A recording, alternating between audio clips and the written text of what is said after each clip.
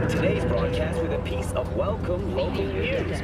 Next year, Night City will play host to a Japanese festival of culture. The lineup of activities will include anime brain dances, a concert series featuring the year's hottest idols, as well as culinary workshops. The festival's headlining sponsor is the Arasaka Corporation. Today, I host personal In other news, the homeless population in Night City has risen by 300%. The NCPD has announced that it will soon launch a sweeping catch and release program to relocate the vagrants outside city limits. The police are asking anyone who volunteered eager to help to report to the local NCPD station. In exchange, the police are offering the chance of a criminal record reset to those who actively participate. Night City, what does it mean to you?